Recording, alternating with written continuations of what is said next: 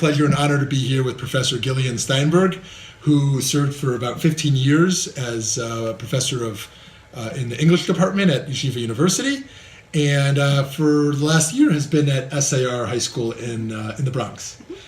Thanks for taking this time. Thank you. So one of many issues you've gotten very involved in recently has been the injustices regarding adjunct professors, adjunct faculty at universities in America. That's right. Can you tell us a little bit about that problem?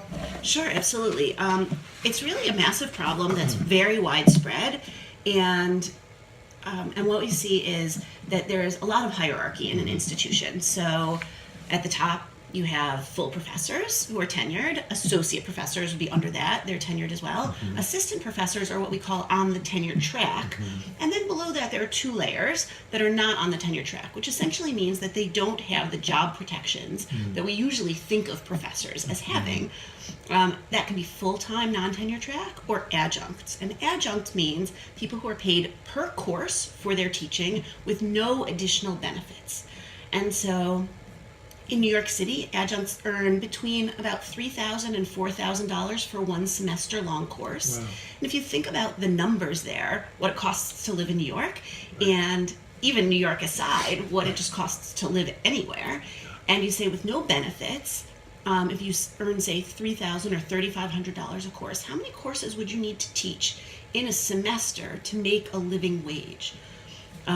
It's quite a lot. And so what we see is adjunct instructors running around from one campus to another, teaching in multiple places, just in order to make ends meet, trying to pick up summer school courses, which can be very difficult because a lot of the tenured faculty want to teach summer school, and basically earning a barely subsistence wage. There's actually pretty good documentation and a documentary about the number of adjuncts who are on food stamps. Wow. And it's such an interesting phenomenon because I think people are very unaware, even students themselves are not aware of the difference between an adjunct professor, whom they call professor, and say an associate tenured professor, whom they call professor. So that's what's happening. And so are some universities trying to maximize the number of adjunct professors to save money? Very much so. It's obviously way cheaper. Right. So, do you have a personal connection to this issue? I do. So I started as a full-time non-tenure track faculty, which is one step up from adjunct. I never adjuncted myself. So that means that I wasn't on the tenure track, but I earned a full-time salary and had benefits. I just didn't have the possibility of job security. And after a few years, at my university, Yeshiva University, I was put on the tenure track and had the opportunity then to do scholarship and to show my teaching skills and earn tenure. And I did. And I became the supervisor of the writing program. Writing programs are a place where we see often the most adjunct faculty across the country because universities teach so many writing courses, so they just need a lot of bodies in the classroom. And because teaching writing is something that a lot of professors aren't so excited about, they'd rather teach literature. And so I was running a writing program, and over the years we were able to eliminate all of the adjunct positions in our program and have everybody full-time. It was really wonderful. It's great for the students because they had people who were committed to our institution as opposed to trying to teach at 5 or 6 different schools just to make ends meet. And obviously it was great for the faculty because although they worked very hard, they felt that they were being adequately or almost adequately rewarded for their work. But the university was looking around for how to cut corners and decided that these full-time writing faculty were clearly pushing us over the edge in terms of budget, even though their annual salaries were $48,000 a year, which is hardly a windfall. And the university wanted to get rid of all of them and replace them with adjuncts. I refused to do that. It's not something that I felt was in keeping with my personal values or the values of the institution. And so I actually gave up tenure and left the university, which is why I'm teaching high school now. Wow, so that was a major sacrifice for your career. Yeah, I changed careers over it. Right. And is this pretty pervasive, or is this an anomaly? It's very pervasive, absolutely. I think it's happening more and more. There are statistics that show how much the number of tenured faculty has gone down over the last, say, 4 decades, and the percentage of adjunct faculty has gone through the roof. And it's really interesting now because we think about universities as being a place where you get the best possible education, and in fact what we see universities are doing is putting their money into all of the places except the education in many cases. So a lot of university students will really be studying almost exclusively with adjuncts, depending on where they go to school. So what's the counter argument? If we got some leading university presidents to come in and say, put them on the spot and say, why is this happening? What's the argument they would make? Money. It definitely comes down to money, and no doubt running a university is very expensive. Right. But the numbers of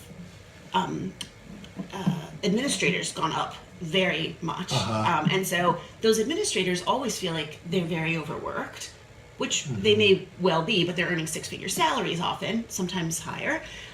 But when they're given the option, do you want to put that money, if you have extra money, do you want to put it into, say, an assistant dean or an assistant provost who's going to help you with your workload, or do you want to put it into a faculty member? The administrator who's making the decision says, I'm so busy, obviously I need to put it into an assistant for me. And so I think that there's a little bit of a myopia there, like they don't see what's happening on the ground in the classrooms and feel that putting the smallest amount of money possible into the teaching is sufficient.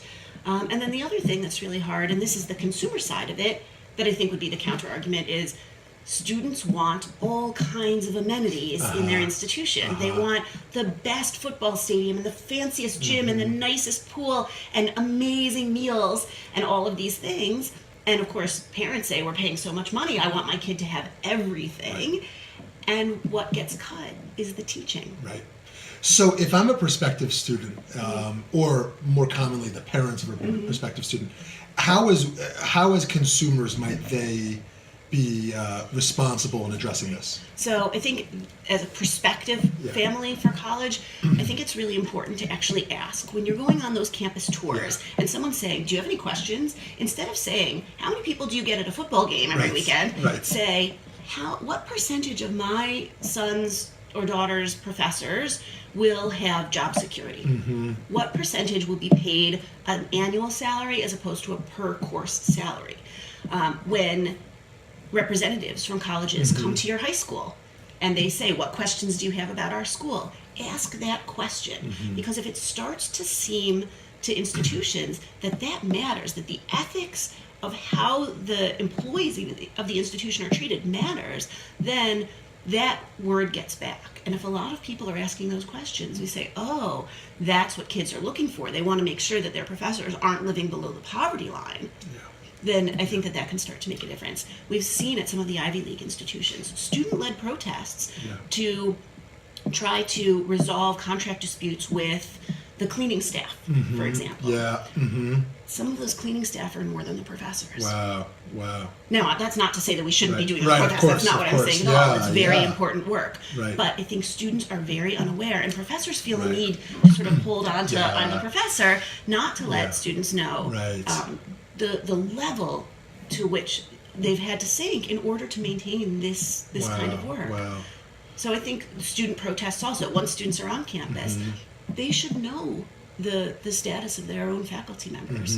And sometimes faculty members may feel embarrassed about that, but it's very important because it really is a huge social justice issue that I think is not on people's radar sufficiently. So as we're including education reform in our social justice work, one of the many pieces we should be thinking about is this crucial issue of worker justice, of dignity, of real scholars.